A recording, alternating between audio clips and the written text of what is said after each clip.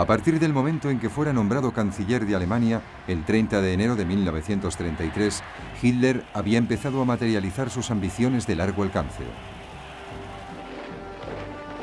El 3 de febrero comunicó a sus máximos comandantes que su objetivo último era conquistar territorio en el este y germanizarlo de forma implacable. Y recibieron instrucciones para que se preparasen para una expansión generalizada. A pesar de que a Alemania se le había prohibido tener tanques, un tratado secreto con la Unión Soviética en 1923 le había permitido desarrollar diseños de tanques y experimentar con nuevas tácticas móviles blindadas. Jóvenes y enérgicos oficiales alemanes como Heinz Guderian leyeron las teorías de pensadores británicos como Basil Liddell-Hart y el coronel John Fuller.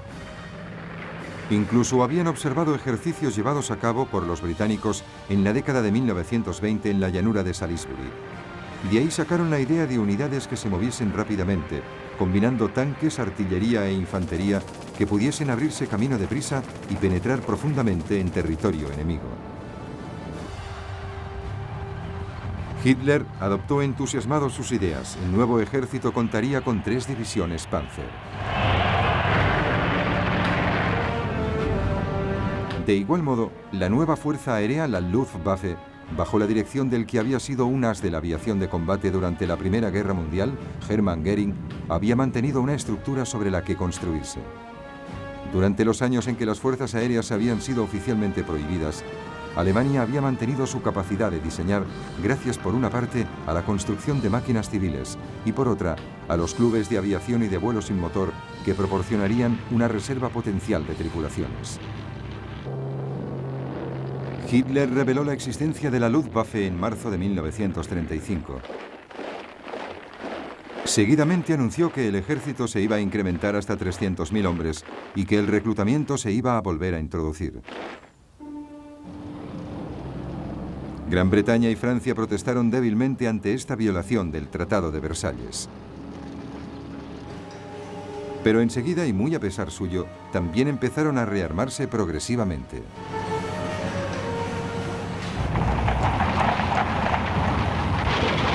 Hasta este momento Hitler había sido modesto en sus objetivos. Solo había recuperado lo que era suyo, Renania y el Sarre, pero ahora tenía un objetivo más grande en perspectiva, su patria, Austria. En 1934 los nazis austríacos habían intentado hacerse con el poder. Después de todo, los austríacos hablaban alemán, aun cuando nunca hubiesen formado parte de un Estado alemán, y el movimiento fascista era poderoso en el país. En febrero de 1938 se descubrió otro complot nazi. El canciller austríaco Kurt von Schuschnigg protestó ante Hitler. Hitler respondió exigiendo que Austria dejase de maltratar a los nazis austríacos y se uniese a Alemania. Die Jugend ist uns verschrieben und verfallen mit Leibesfehler. Ante tal situación, Schuschnigg convocó inmediatamente un referéndum para que los austríacos pudiesen votar si deseaban seguir siendo independientes. Pero el 12 de marzo de 1938, en la víspera del referéndum, Hitler, temiendo que pudiese tener un resultado para él equivocado, envió sus tropas. Una total sorpresa y una acogida entusiasta por parte de los simpatizantes nazis hicieron de ella una invasión sin derramamiento de sangre.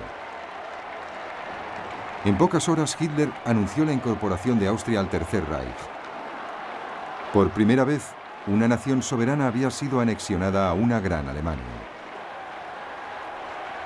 Tampoco esta vez Hitler fue castigado por su agresión. En septiembre de 1938, Hitler se volvió hacia su próxima presa, Checoslovaquia. Una importante minoría germana vivía en el noroeste del país, un área conocida como los Sudetes. Estos pueblos sudetes germanos habían formado parte del antiguo imperio austríaco, pero habían sido separados cuando Checoslovaquia fue creada en 1919. Esta era la bomba de relojería que se puso en marcha cuando se firmó el Tratado de Versalles. Hitler favoreció las reivindicaciones de autonomía de los Sudetes germanos y después amenazó al gobierno checoslovaco con la fuerza si se negaba a aceptarla. Sin dejarse intimidar, el gobierno checoslovaco ordenó una movilización general y se preparó a resistir. El ejército checoslovaco era numeroso y estaba bien equipado, con imponentes fortificaciones en su frontera con Alemania. Hitler retrocedió. A principios de septiembre, el primer ministro británico, Neville Chamberlain, preocupado ante la inminencia de la guerra, decidió actuar como pacificador.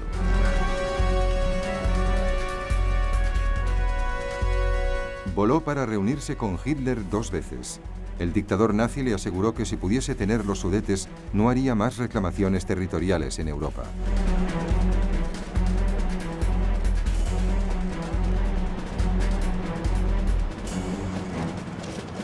El 29 de septiembre de 1938, en Múnich, con Mussolini actuando como mediador, Francia y Gran Bretaña firmaron un acuerdo por el que los Sudetes eran cedidos a Alemania a cambio de una declaración formal de Hitler en la que éste afirmaba que no tenía más ambiciones territoriales. Chamberlain voló de regreso a Gran Bretaña y mostró el papel que declaró «Garantiza la paz en nuestro tiempo». El 1 de octubre, las tropas alemanas ocuparon los Sudetes y tomaron las fortificaciones fronterizas checoslovacas. Entonces Hitler empezó a sopesar su próximo objetivo, Polonia.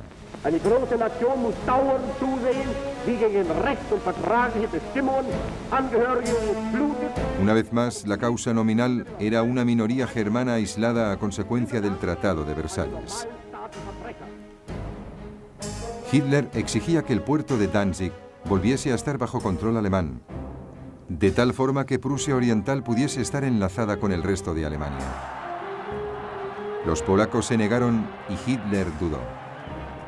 No estaba totalmente preparado para una guerra total y aún tenía temas pendientes con Checoslovaquia. En marzo de 1939, la zona oriental del país, Eslovaquia, que era étnicamente diferente de los países checos, recurrió a Hitler para que le ayudase a conseguir una mayor independencia. Hitler convocó al primer ministro checoslovaco, Emil Hácha, en Berlín y le intimidó para que pusiese su país bajo la protección de Alemania.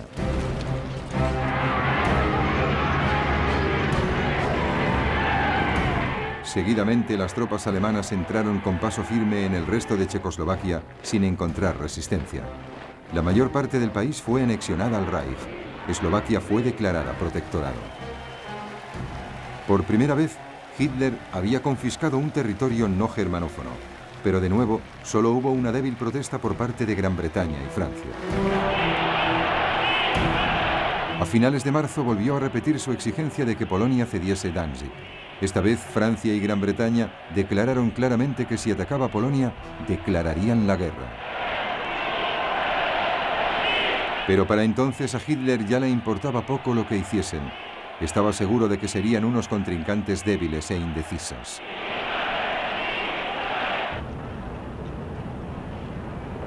La Unión Soviética también estaba cada vez más inquieta por la agresión de Hitler, y en abril, Stalin propuso una alianza con Gran Bretaña y Francia.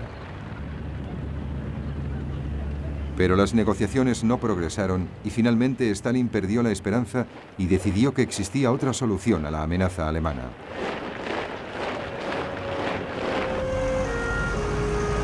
El 23 de agosto, la Unión Soviética y el Tercer Reich, que todo el mundo los consideraba enemigos acérrimos, anunciaban un pacto de no agresión. Este acuerdo especificaba secretamente que Polonia sería dividida en 2 países y que Stalin tendría carta blanca para hacerse con el poder en Estonia, Letonia y Lituania. Libre de toda amenaza rusa, Hitler ordenó a sus fuerzas armadas que se preparasen para una invasión inmediata. El 31 de agosto por la tarde, las unidades de la Wehrmacht se dispusieron para el ataque. Su Führer había tomado la decisión que sumiría al mundo en la guerra.